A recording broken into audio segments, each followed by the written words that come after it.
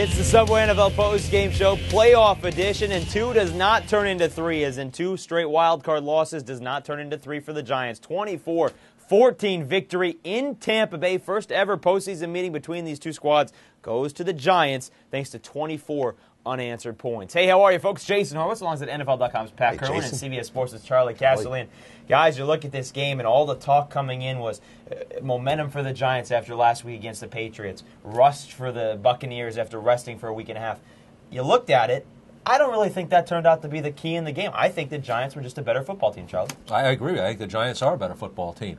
I think today what you saw, a couple of things, is the Giants won the battle up front. Their offensive line outplayed the defensive line of Tampa Bay. They were concerned about the quickness. I think in the end they wore them down. Switch it to the other side. The matchup problems that Tampa Bay were going to have, how are you going to block Osi Umenyiora and Michael Strahan? Well, you can help on one, you can't help on the other. Michael Strahan came up big today against Jeremy Trueblood, the right tackle of Tampa Bay. And Pat, how about the timing that Eli Manning had to throw the football? He had time most of the game, and even when he didn't have time to throw, made some moves to get out of the pocket, and it seemed like every time he needed to make a play, he did, led them drive after drive, excluding the first quarter. Well, early in the game, Monty Kiffin and that Tampa defense disclosed that they're going to play 8 in the box, which is not Tampa 2. They were afraid of the running game. So down comes the safety.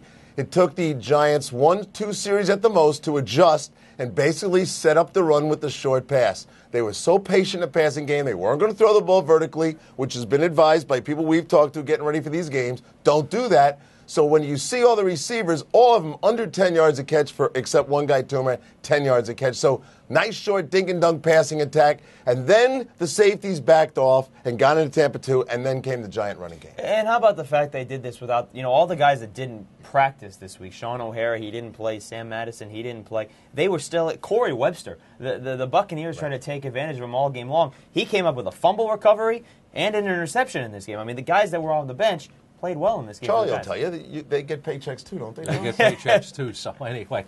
But you got to look back. This game may have been won the week before, and it's been well chronicled.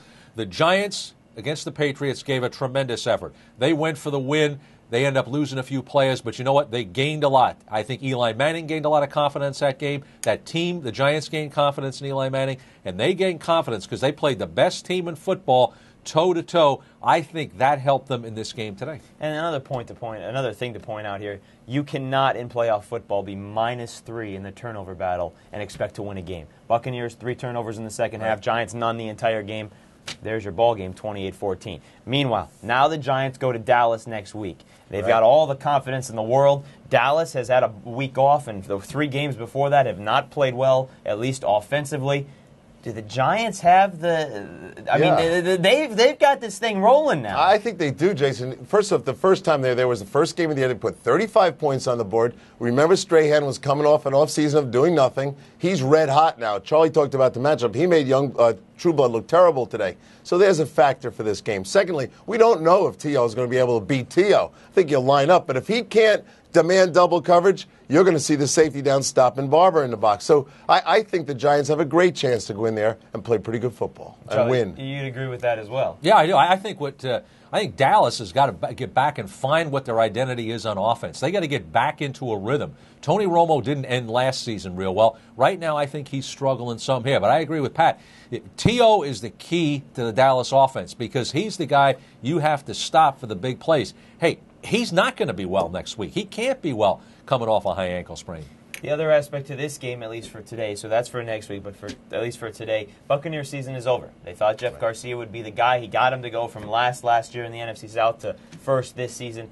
Now they got to regroup and figure out what to do for next season. What is it? Well, first off, he's an older quarterback, so where's your future? And they have the rights to Plummer's contract, and they've got Luke McCown on the roster. I think the quarterback thing it's stable. It's not going to change. I don't think they're going to go into this draft and take a big-time quarterback in the draft. They've got 3 running backs. They're going to get 2 of them back. Well, they got Pittman back, but he wasn't 100%. They're going to get Cadillac back. I like the young tight ends. I think they got to get another young receiver. They lost Stovall during the season. I think that guy was an emerging player. It's not so that the offense needs an overhaul. And on the defensive side, they're undersized up front. What did they tell us today? We really don't think we can stop the good running teams. with 7 in the box. I think you need to get a great 3 technique, somebody inside that really makes it happen. Let's not forget they went after a defensive end with their first pick this year in Gaines Adams. They have an upcoming linebacker in Barrett Ruud, but like you said, undersized up front. Well, they are, but I think that give them credit for what they did this year. But I still think the whole key to this team and its turnaround was Jeff Garcia. I still think you're on thin ice next year. Jeff Garcia is going to be 38 years old. I'm not sure what you have behind him over a 16-game season. Right now, do you feel comfortable that Jeff Garcia is going to play 16 games next year with his style of play where he runs around, takes a lot of hits? I think that's a question. And he certainly didn't play 16 games this season. Well, to Charlie's point about taking hits, I stopped counting, but after the first 25 passes he threw today, only 1 sack. 10 hits. Yeah, he was on the ground 10 times. He was getting shot a lot. And that happened all season long for Jeff Garcia. The man is getting older in age, but he still does the same thing. You be the man to tell him. I'm afraid. No, thank you. He can do whatever. As long as he can still throw the ball, he can still do it. Folks, that's it for the Subway NFL postgame show. But for more on the rest of the wild card weekend, be sure to stay with CBSSports.com and watch everything else on the CBS Audience Network. For the 2 men playing herd up here, Pat Kirwan and Charley Casserly, it's the 3 amigos all with the cold. We'll see you next week. Take care, folks.